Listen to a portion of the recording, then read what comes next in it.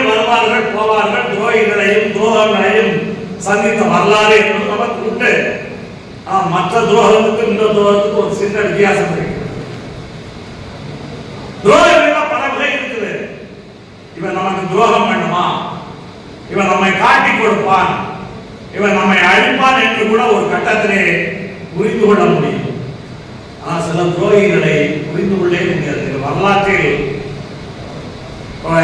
சொல்லுவார், Julius சீசரை Brutus பண்றார், அது கூட பரவாயில்லை. இயேசுநாதரை யூதாஸ் எப்படி காட்டி கொடுத்தான், இயேசு யார் என்று வந்த படை வீரர்களுக்கு தெரியாது.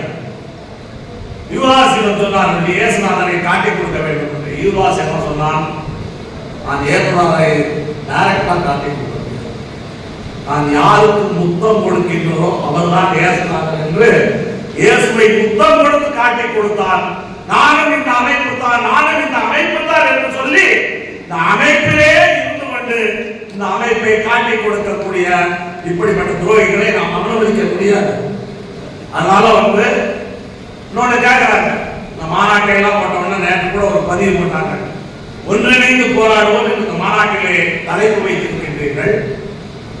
ஒன்றிணைந்து போராடுவோம் என்று தலைப்பு வைத்துவிட்டு ஒரு அமைப்பை உடைப்போமா என்று கேட்கிறார்கள். நாம் அமைப்பை உடைக்கவில்லை, அமைப்பிலே தலையெடுப்புகளை செய்கின்றோம், தலையெடுப்பை தான் செய்கின்றோம்.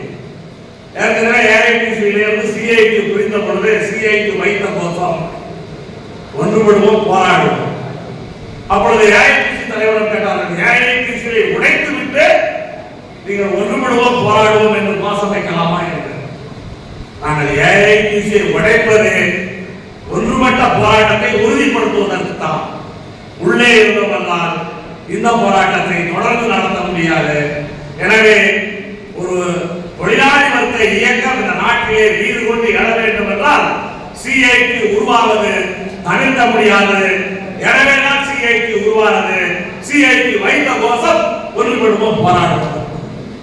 அதனால தோழர்கள் யாருக்கும் எந்த சஞ்சலமும் வேண்டாம், யாருக்கும் எந்த கவலையும் வேண்டாம். நம்முடைய அமைப்பு வீறு கொண்டு எழும். சிஐடியு ஓய்வு பெற்ற ஊழியர்களை ஒன்றிணைத்து சிஐடியும் ஓய்வு பெற்ற அமைப்பும் சேர்த்து அத்தனை பிரச்சனைகளுக்கும் விரைவிலே தீர்வு தான். இந்த மாநாடு முடிந்து அதற்கான களப்பணியை நோக்கி, அதற்கான களத்தை நோக்கி, அதற்கான பிரச்சனைகளை முன்வைத்துக் கொண்டு நீங்கள் கீழே இறங்க வேண்டும்.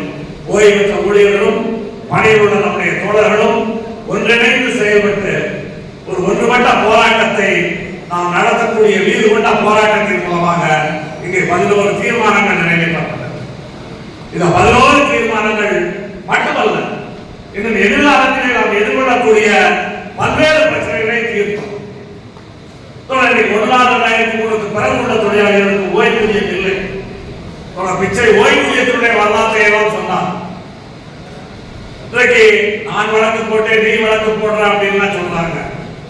இன்றைக்கு ரேவா சார்பாக நடக்கக்கூடிய வழக்கு நம்முடைய வழக்கு தான்.